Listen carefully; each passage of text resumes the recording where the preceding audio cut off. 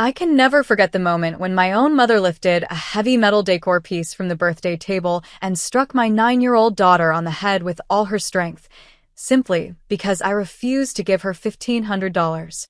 But that wasn't the end of it. Before I could even react, my cruel sister did something even more shocking, something that made my entire body tremble and my soul ache in disbelief. My name is Clara Bennett, and I'm 35 years old. I live in Austin, Texas, a city that used to feel like home, before everything changed. For most of my adult life, I believed that happiness was something you built with your own hands. And for a while, I did. I had a loving husband, Mark, and a beautiful little girl named Nora. We didn't have much, but we had peace, laughter, and a future that felt safe. Mark was the kind of man who brought warmth into every room. He'd make pancakes on Sundays, even when we barely had groceries left. He'd call me his steady soul, and I'd call him my storm calmer. We lived in a small rented apartment on the east side of Austin, modest, but filled with love. Then one quiet morning, while getting ready for work, Mark collapsed. By the time the ambulance arrived, it was too late. A sudden heart attack. Just like that, everything was gone. The laughter, the warmth, the life we built together. The following weeks were a blur of hospital bills, condolence cards, and sleepless nights. I tried to stay strong for Nora, but every time she asked, "When will Daddy come home?" my heart cracked all over again. The apartment felt emptier with every passing day. I'd wake up to silence, eat alone, and cry quietly at night so Nora wouldn't see. Eventually, I realized I couldn't do it anymore. Not in that apartment filled with ghosts of our past. I packed our things and moved back into my parents' house, where I thought I'd find comfort. My father, Thomas Brooks, welcomed me with open arms. He loved Nora dearly and did everything to make us feel safe again. But my mother, Helen, was different.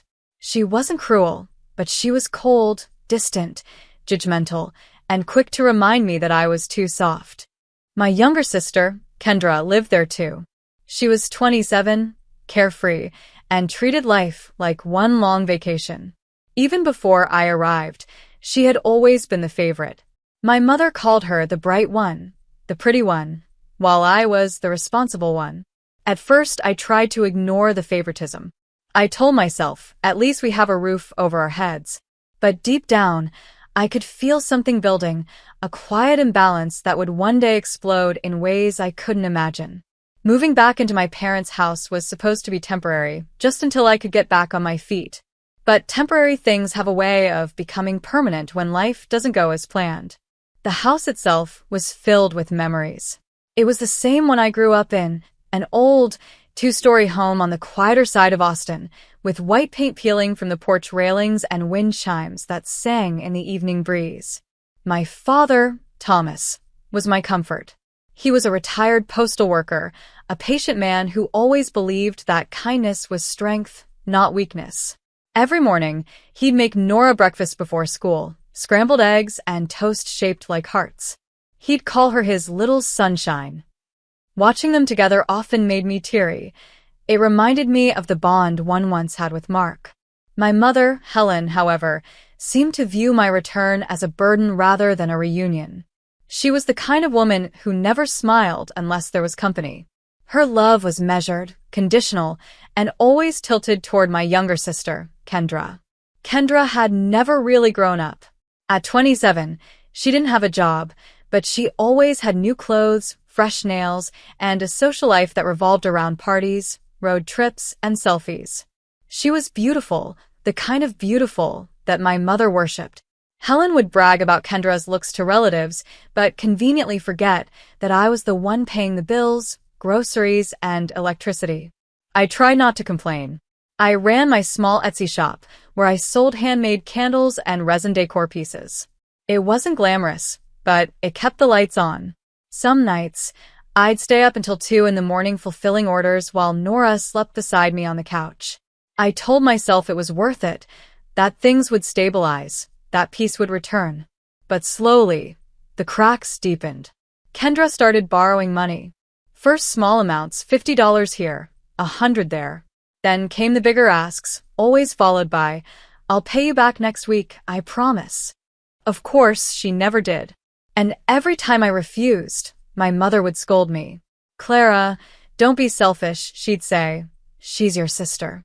I'd look at her, holding back tears, wondering why being responsible always meant being punished. Still, I kept giving, partly out of guilt, partly because I didn't want Nora to see her mother fighting with her family. I didn't realize it then, but each dollar I gave wasn't just money leaving my hands. It was a piece of my patience, slipping away bit by bit. If there was one person who held our family together, it was my father. His calmness was like a shield that kept the chaos away. But shields don't last forever. It was a cold February morning when I found him slumped in his chair by the kitchen window. His newspaper lay open on the table, and his coffee had gone cold. For a moment, I thought he had just fallen asleep. But when I touched his shoulder, his skin was cold, unnaturally still.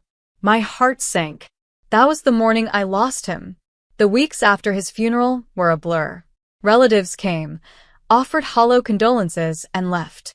But when the sympathy faded, all that remained was the heavy silence of a house that no longer felt like home. Nora cried for her grandfather every night. And I cried too, though I did it quietly in the bathroom, so no one would see. Without my father, the balance in the house shattered completely. Helen grew bitter, controlling, and unpredictable. She began to treat me not as a daughter, but as someone obligated to fix everything. The bills, groceries, repairs, they all fell on me. I was now the provider, not because I wanted to be, but because there was no one else left. My Etsy shop became our only source of income. I spent my mornings creating candle molds, my afternoons packaging orders, and my nights replying to customer messages. There were days when my hands cramped from work, but quitting was never an option. Nora's school fees, food, utilities, everything came from those handmade crafts. Meanwhile, Kendra continued living as if nothing had changed. She'd wake up late, scroll through her phone, then head out with her friends. When I'd ask her to contribute something, anything, she'd roll her eyes. "I'm not made for boring jobs, Clara. I'll figure out something soon." But soon never came. Instead, came more requests for money, often encouraged by our mother. "Your sister's just trying to find herself," Helen would say. "Then maybe she should find a job first." I'd reply quietly. Helen didn't like that. Her tone would turn sharp, like a knife scraping against glass. "Watch your words, Clara. You're lucky to have a family." Lucky. That word stung more than I'd admit. Because every day felt less like luck and more like survival, carrying a weight that was never meant to be mine alone. Still, I stayed. For Nora. For my father's memory. For the faint hope that one day, this house would feel like home again. If there was one thing my sister, Kendra, mastered in life, it was the art of asking for more attention, more sympathy, more money. It started small, like everything poisonous does. The first time, she came to me in tears. "Clara, I need $300, she said, wringing her perfectly manicured hands. "There's this rooftop party downtown. Everyone's going, and I can't show up looking cheap." I remember standing there, holding my coffee, thinking how absurd it sounded, crying over a party. But before I could respond, my mother, Helen, cut in. "Oh, Clara, don't be stingy. She's your little sister. Let her enjoy her youth.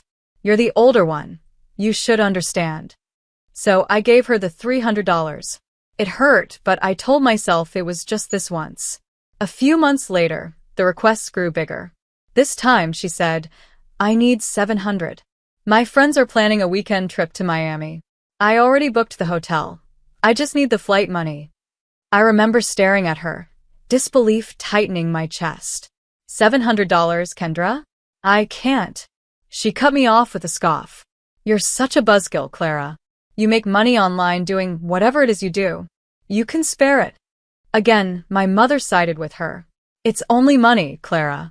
Don't be jealous because your sister actually wants to live her life." Jealous. That word hit me like a slap. Jealous of what? Of a woman who never worked a day in her life?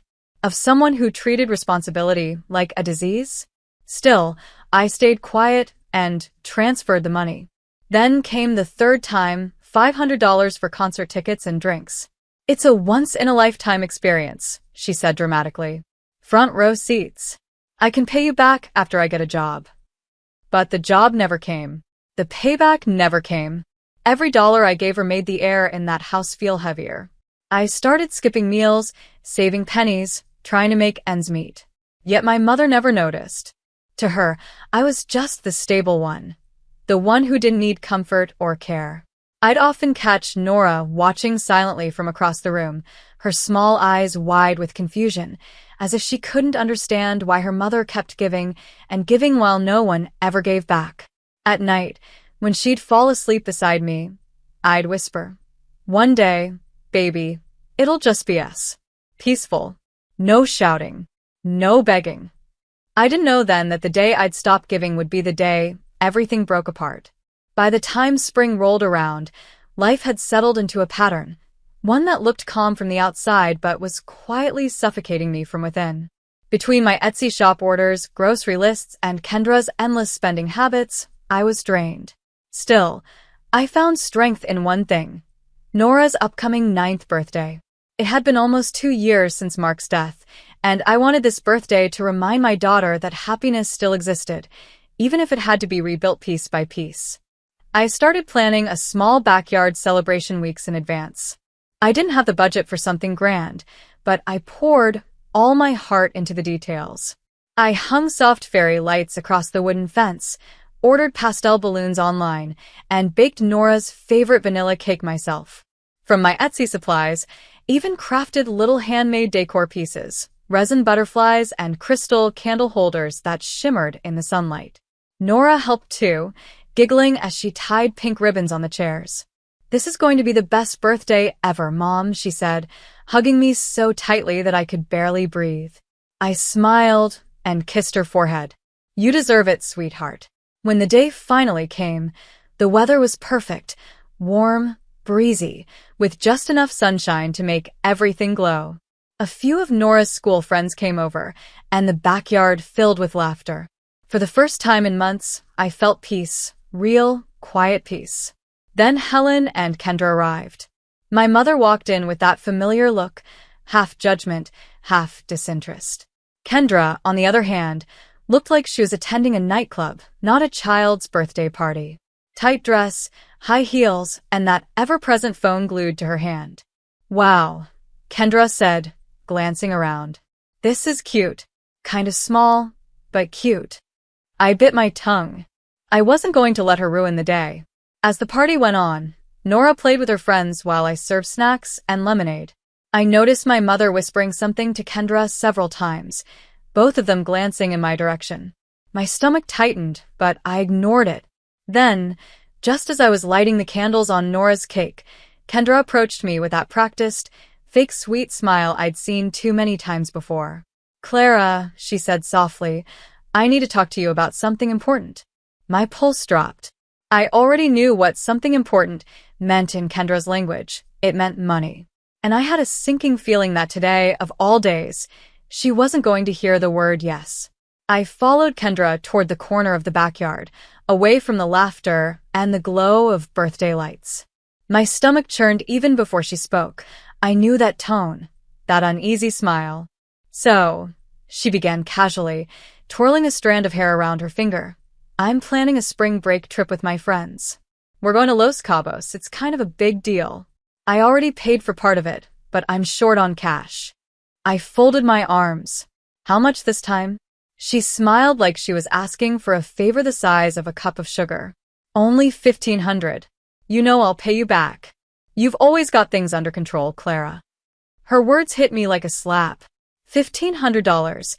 The same amount I'd spent organizing Nora's entire birthday. I stared at her, trying to keep my voice steady. "Kendra, I can't. I've been covering every expense in this house since Dad died. You and Mom don't even." She cut me off, rolling her eyes. "Oh my God. Are we really doing this again? You're always acting like some kind of martyr. It's just money." Before I could reply, my mother appeared behind her, arms crossed, eyes already burning with accusation. "Clara, stop making everything about you," she snapped. Your sister is still young. She deserves to live her life. You've already had your chance. My voice trembled, not from fear, but exhaustion. Mom, I'm not refusing because I don't care. I just can't afford it anymore. I have a daughter. I'm trying to save for her future. Helen scoffed. Future? You think that online craft hobby will pay for anything real? You're lucky we even let you stay here. The words sliced through me. My throat went dry. I looked over at Nora, laughing with her friends, unaware of the storm brewing just a few feet away. Something inside me snapped. Years of silence, patience, and being taken for granted. For years, I've done everything I could for this family, I said, my voice shaking. But I'm done being everyone's wallet. I'm done being treated like I don't matter. Kendra's face twisted with anger. You're pathetic, Clara. No wonder Mark had to carry you through life. That did it. The tiny flame of calm inside me went out. I turned and walked away, refusing to let her see the tears burning my eyes. But I didn't know that behind me, the tension had already started to boil, and it was about to erupt in the most horrific way imaginable. The argument had cracked open something inside the air, thick, sharp, and trembling with anger. I walked back toward the birthday table, trying to compose myself before Nora noticed anything was wrong. The children were laughing, music was playing softly from a small speaker, and for a moment, I wanted to pretend everything was normal. But the tension followed me like a shadow. Behind me, I could hear Kendra's heels clacking on the stone path, her voice raised in furious whispers. My mother trailed close behind, muttering words I couldn't make out, but I knew that tone. The one she used when she was about to humiliate me. As I reached for the cake knife to cut Nora's birthday cake, Kendra's voice sliced through the laughter. You think you're some kind of hero, Clara? Living in Dad's house like it's yours, acting like we owe you something. The guests fell silent. I turned around slowly, feeling every eye on me. Kendra, stop. This is Nora's day. Don't do this now. Oh, please, she sneered. Your daughter's birthday? You mean your little pity party? I saw Nora's smile fade. Her small hands clutched the edge of the table. Mom, she whispered, confused. My mother's voice joined in, trembling with rage. You've embarrassed this family long enough, Clara. Acting righteous when you're nothing without this house, without us. I took a step forward, my voice low and firm. Mom, enough. This is not the time. Please just go inside. But Helen's face turned red. She wasn't listening. She pointed a trembling finger at me. You ungrateful girl. I should have known you'd bring nothing but shame. Then it happened. Helen's eyes darted toward the birthday table, where I'd set up the handmade decorations, small resin sculptures, candles, and one large golden metal decor piece topped with a glass crystal ball. It was heavy but elegant, the kind of thing you'd never expect to become a weapon. Before I could react, Helen's hand shot forward. She grabbed it with both hands, her movements jerky and wild. Kendra gasped but didn't move. She just stood frozen, watching. Helen shouted, You think you're better than us? And then, in one horrifying second, she swung the decor piece, straight at Nora. A sharp crack split the air. The glass ball hit the side of Nora's head. She screamed, a sound that ripped through me like fire. The backyard erupted in chaos. Guests gasped. Someone dropped their plate. I lunged toward her, catching her before she hit the ground. Nora. Baby, look at me. Look at me. Blood trickled down her temple, staining my hands red. Helen stood frozen, the metal piece still trembling in her grip. Her face shifted, fury fading into shock. I didn't mean... Don't you dare, I screamed, shaking. Don't you dare say that. My trembling fingers found my phone. 911, I whispered. Please hurry. As I held Nora in my arms, her small body trembling, I realized something I never wanted to admit. The people I once called family had become the monsters I needed to protect my child from. The next few minutes blurred together in flashes of panic and sound. Cries, gasps, footsteps. I could barely breathe. My shaking hands pressed against Nora's head as I whispered, Stay with me, sweetheart. Mommy's here. You're okay. Someone from the crowd, maybe one of the neighbors, shouted, "Call the police." But I already had. My phone was slippery with sweat as I held it to my ear. My mother hit my daughter. I told the dispatcher, my voice breaking. "Please, she's bleeding. We need an ambulance." 1427, Maplewood Drive, Austin. "Please hurry." Within minutes, the faint wail of sirens echoed down the street. I clutched Nora to my chest, rocking her gently as the lights from the patrol cars and ambulance painted the backyard in flashes of blue and red. 2 paramedics rushed toward us. "Ma'am, we'll take it from here," one said firmly, kneeling beside Nora. I hesitated to let go, my fingers still trembling. "She's my baby," I whispered, tears spilling down my cheeks. "She's going to be okay," the medic assured softly. "She's conscious. Just a head wound. We'll take her to St. David's Hospital." As they carefully lifted Nora onto the stretcher, she whimpered, "Mommy, it hurts." My heart cracked open. "I know, honey. I know. I'm right behind you." Behind me, chaos erupted again. Officer Grant, one of the responding officers, approached my mother and sister, who were standing by the patio. Helen still held the blood-stained decor piece, her face pale as chalk. Kendra tried to stammer something, but the officer raised a hand. "Ma'am," he said to Helen, "you're under arrest for aggravated assault on a minor. Drop the object now." Helen's lips trembled. It was an accident. Officer Grant's tone remained firm. "Ma'am, put it down." She slowly set the metal ornament on the ground, her hands shaking. The moment her wrists were cuffed, Kendra lunged forward. "You can't arrest my mom." She didn't mean to. Another officer caught her by the arm. "Step back, ma'am. You're interfering with the police investigation." I stood frozen, watching as they led my mother toward the squad car. She looked back at me, eyes full of confusion, anger, and fear. But I felt nothing anymore. Just a hollow ache where love used to be.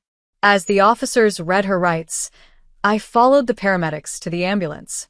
Kendra shouted something, maybe an insult, maybe my name, but her voice faded behind the sirens. Inside the ambulance, I held Nora's hand tightly as the city lights rushed past. The medic's voice was calm, measured. "She's stable, ma'am. She'll need stitches, but she's going to be fine." I exhaled for the first time in what felt like hours. My whole body trembled as I whispered a silent prayer, not for forgiveness, not even for justice.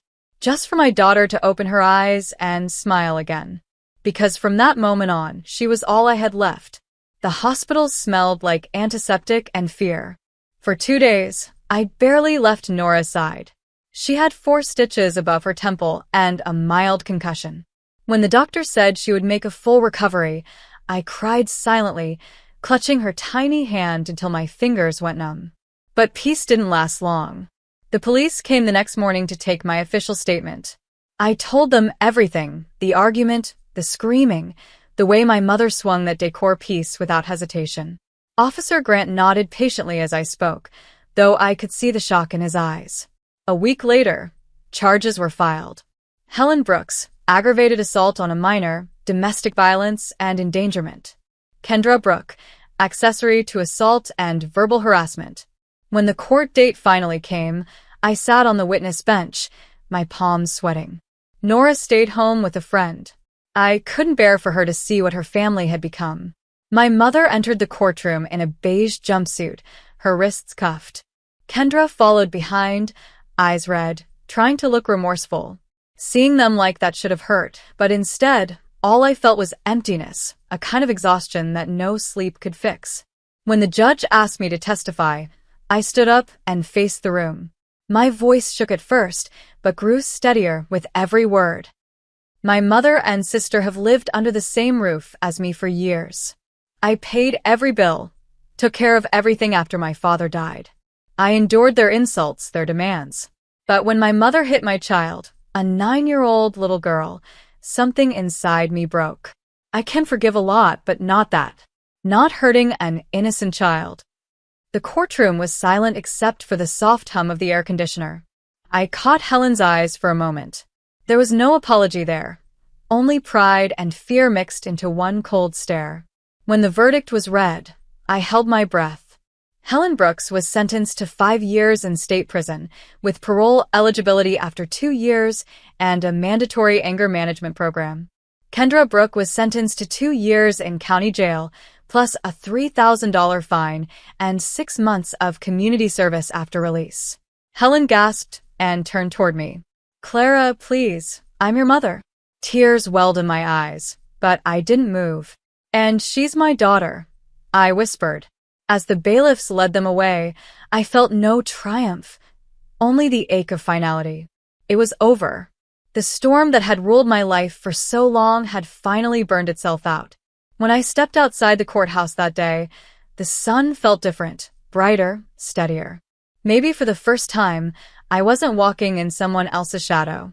In the weeks after the sentencing, the house felt eerily quiet. The same rooms that once echoed with shouting now held only silence. But it wasn't a painful silence anymore. It was peaceful, like the calm after a long storm. Nora healed quickly. The bandage came off within a week, and the doctor cleared her to return to school. She was still a little shy, still flinched at loud voices, but her smile slowly returned. Every night, I'd sit by her bed and stroke her hair until she drifted off to sleep. She'd always whisper the same thing before closing her eyes. "Mom, I'm glad it's just us now." And she was right.